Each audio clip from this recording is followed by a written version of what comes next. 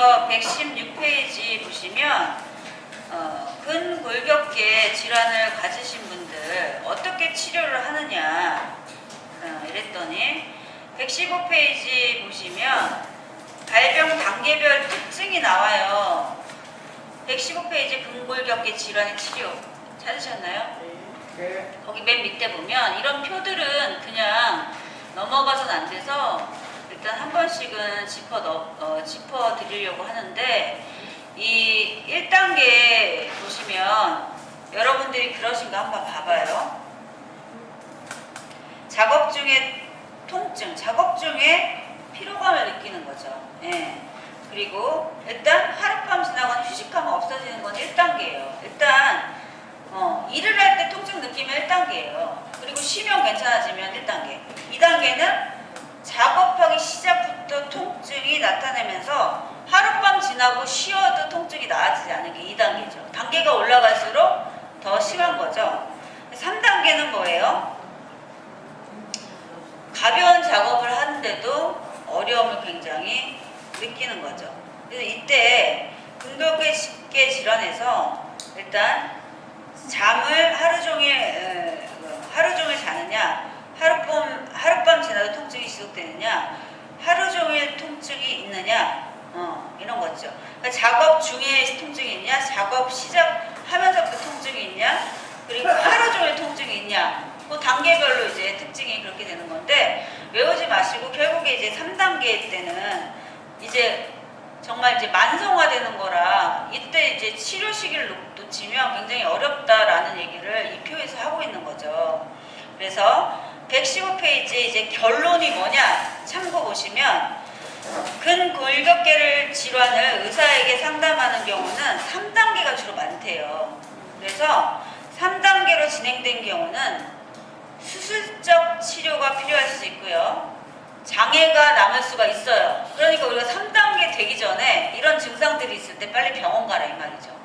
그래서 3단계는 다 나쁜 거니까 이건 제쳐두고 1단계, 2단계 작업 중에 통증이 있냐, 작업 시작부터 통증이 나타나느냐, 쉬면 증상이 없어지는 거는 1단계, 쉬어도 통증이 계속 지속되고 계속 몇 달간 다 괜찮았다가 안 괜찮았다가 호전과 악화가 반복되는 2단계.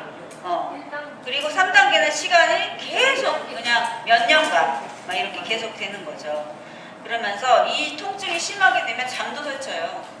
그래서 여러분들이 3단계가 수술하기 전까지 수술하시지 않게끔 관리를 해주셔야 되는 거. 이런 스트레칭으로.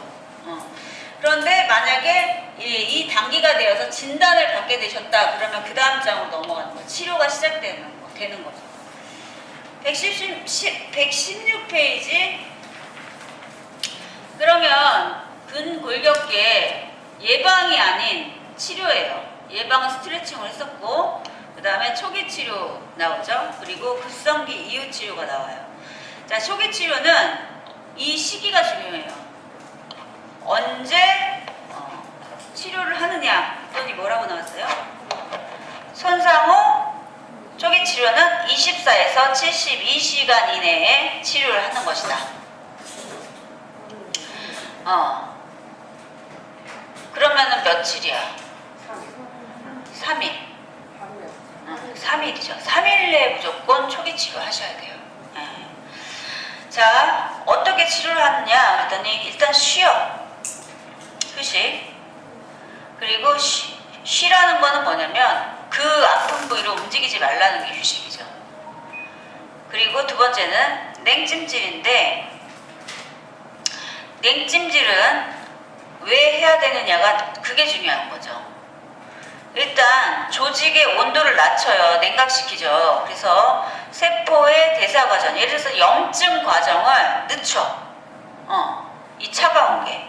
그러면서 손상이 되는 과정을 늦추기 때문에 부어 오르는 것을 감소시키는 데 있죠. 그래서 냉찜질의 의의가 중요한 거고요.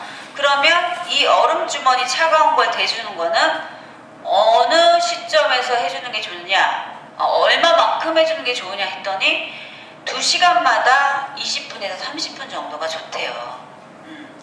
그래서 별표 치료 급성기 3일 72시간 내에는 냉찜질이 좋아요. 급성 통증에는. 그런데 이게 계속 내가 계속 이런 일이 수일 수년 이렇게 됐다. 만성 통증에는 오히려 온찜질이 좋다는 거죠. 그래서 급성 통증이 낫지 않으면 만성 통증이 되는 거죠. 그래서 그게 이제 말을 바꿔서 시험 문제 나올 가능성이 크다.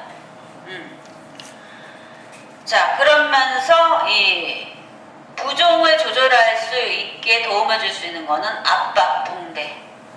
압박하면 부종이 더 심해지지 않을 수 있고, 그 다음에 4번 별표. 손상 부위를 심장보다 높게 올리는 거. 저번에 자세 변화에 대해서 말씀드렸잖아요. 심장의 중력에 의해서 혈액이 갑자기 비워지게 되면 혈압이 낮아지고, 그 다음에 심장보다 그 부위를 올리면 어떻게 돼요? 그 부위에 혈액들이 심장으로 유입돼서 혈압이 일시적으로 올라갈 수 있다라고 말씀드릴 거와 똑같은 얘기예요. 손상 부위, 내가 아픈 부위를 심장보다 높게 올리면 그 혈액을 심장으로 돌아가게 만들어서 그게 결국에 심장이 일을 하면서 바깥으로 물을 빼주잖아요. 그래서 부종이 줄여준다. 그래서 깁스 얘기했어요. 깁스. 그러니까 통증 부위에 많이 부어 있으면 여러분들 어떻게 해야 돼요? 부종이 있는 부위를 올려주는 게 좋은데, 그 올려주는 건 다 알아요. 왜 올려주는지가 이제 문제에 나올 거죠. 이유를 알고 있어라는 거지. 그때 고혈압 설명할 때 이렇게 설명드렸으니까 이해가 쉽게 되실 겁니다. 그러면서 아픈 부위를 이제 부목 같은 거라든지 아니면 아대 같은 걸로 이제 고정하면 통증과 근육, 왜냐면 덜 움직이게 되기 때문이죠. 책에는 안 나왔지만. 그러면서 약물, 너무 아파, 그런데도 아파요 그러면은 약물 처방 받는 거죠. 네. 이게 초기 치료 때 하는 거죠. 그래서 옆에다가, 초기 치료 옆에다가 휴식, 냉찜질, 압박, 올리기, 아픈 부위 고정, 약물, 이런 것들을 옆에다 간략하게 초기 치료 옆에다가 요약 정리해 놓으시기 바랍니다.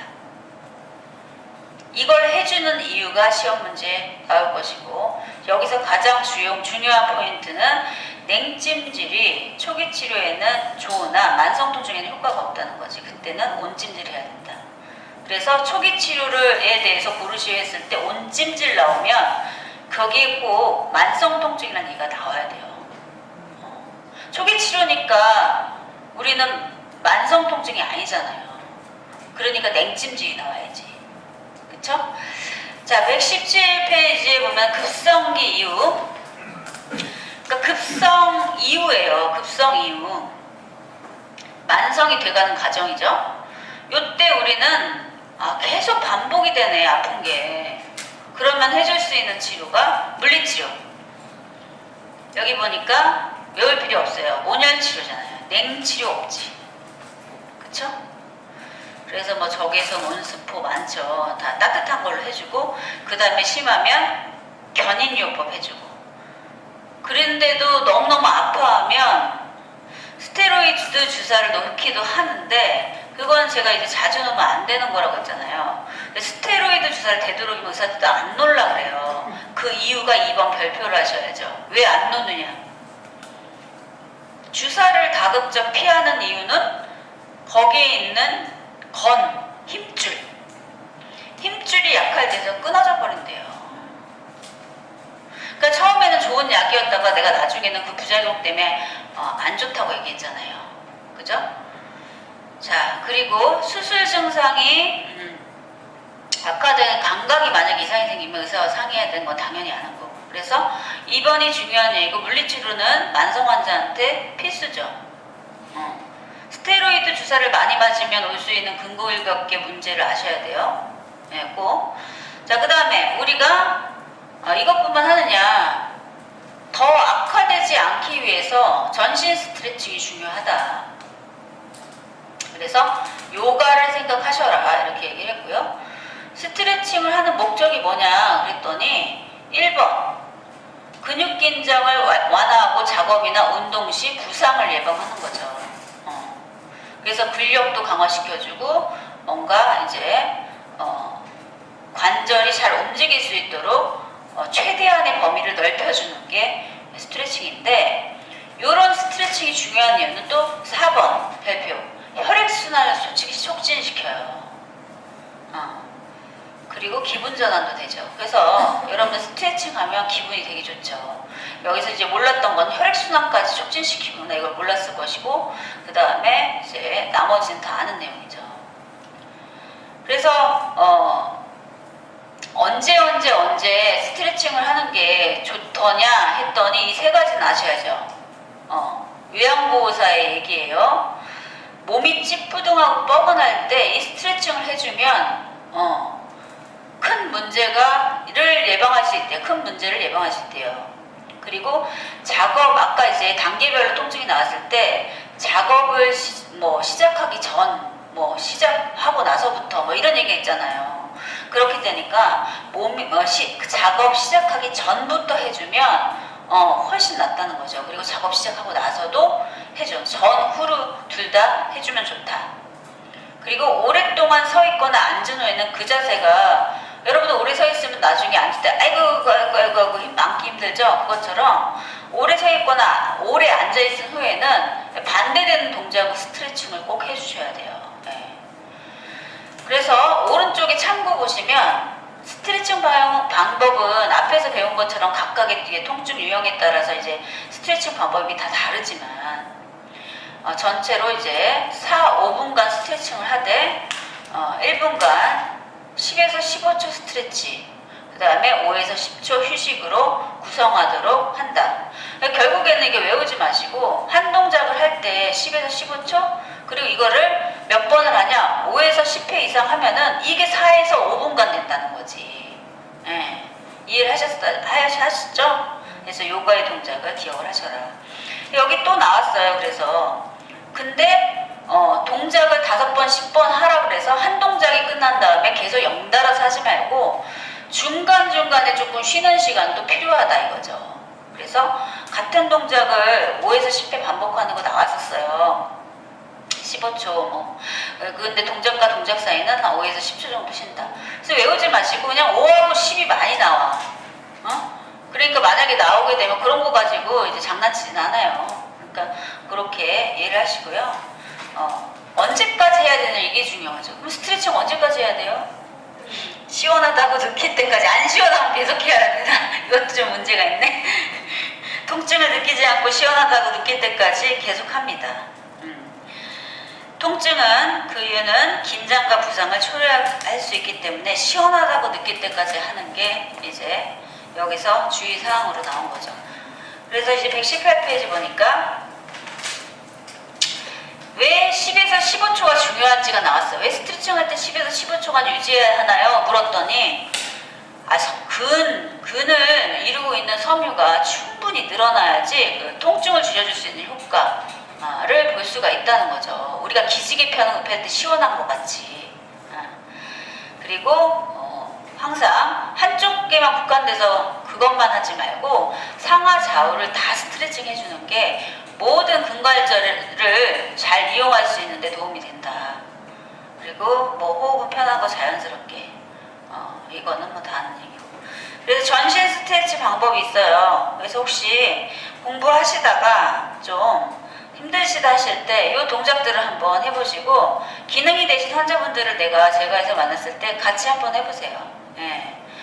저는 이제 까치발 들기 같은 것도 굉장히 시원해요, 발목이. 저는 오래 서 있잖아요.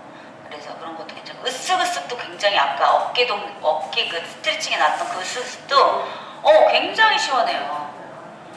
한번 해보세요. 정말 시원합니다.